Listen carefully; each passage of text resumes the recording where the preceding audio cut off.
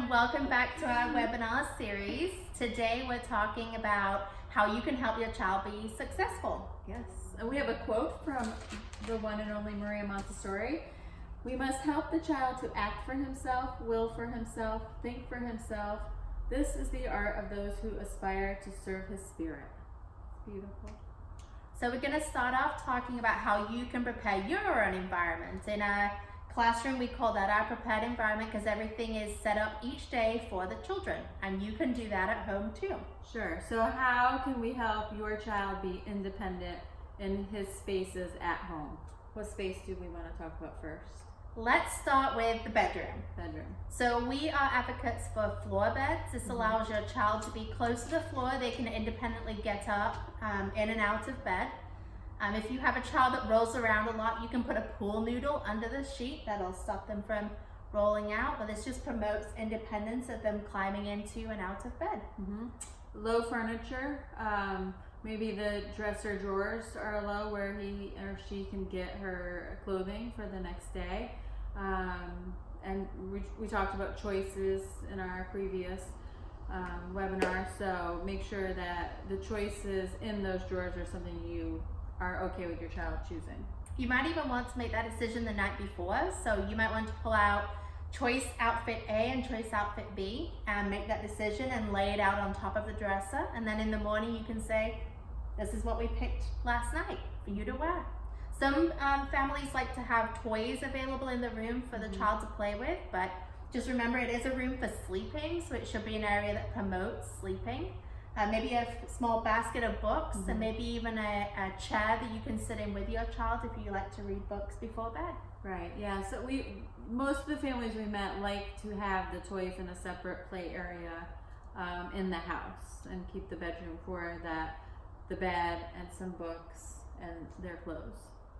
So you might want to have that area in your living room. So maybe a small child table with a couple of chairs where they can choose some simple materials. We also advocate for rotating toys. So if you have 400 different toys, you might want to just choose 10 to put out to start with.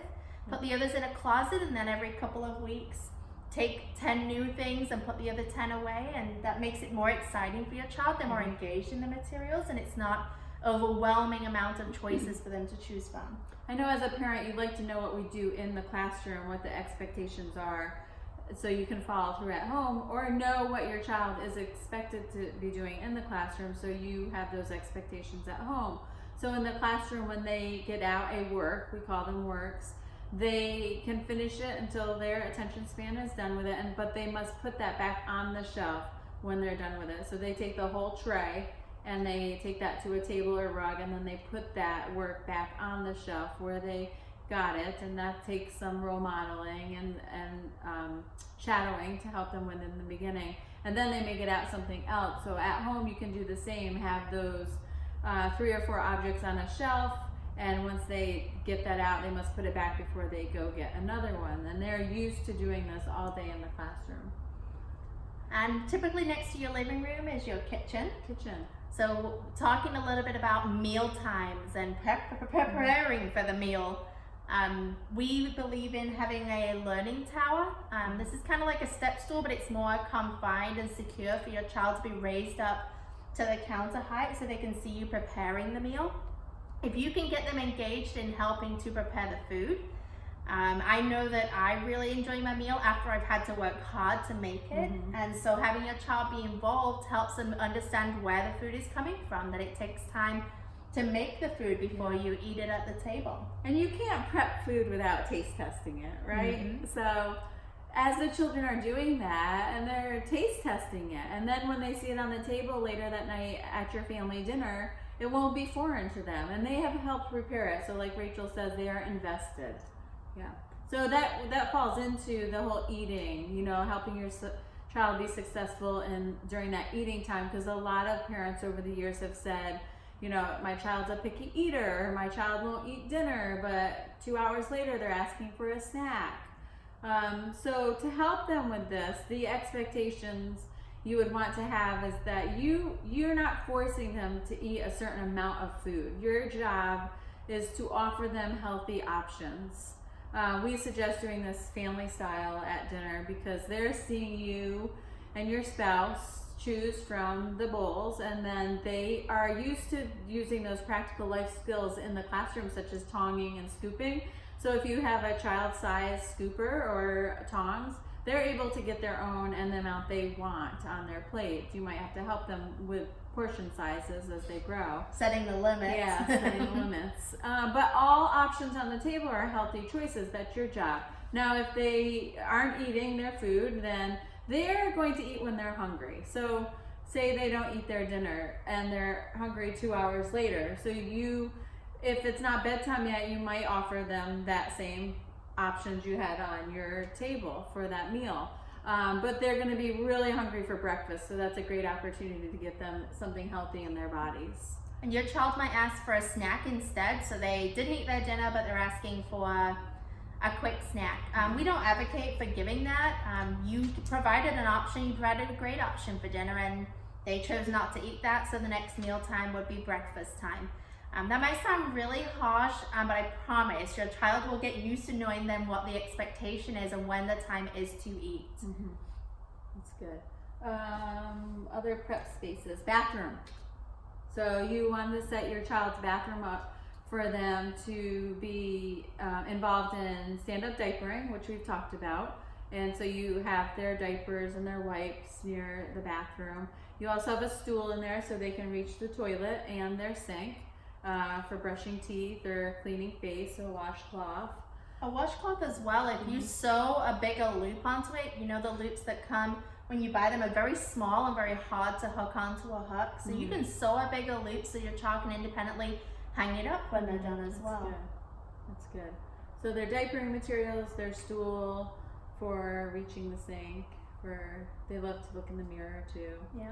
Just anything, if there's a routine that they're supposed to be taking care of, anything that can help them be more independent in taking care of that routine. For the weekends, that also includes snacks.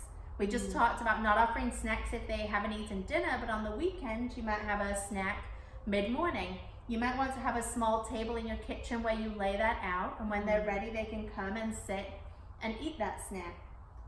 Even a Tupperware with a lid, so that if you see them coming over, you can remind them to sit, because in our classroom we do sit for each mealtime. And even when they're done, we wait until the majority of our friends are done. That's respectful, and that includes your family dinner time too. Yeah, we ask that they sit. They don't have to keep eating, though often they will.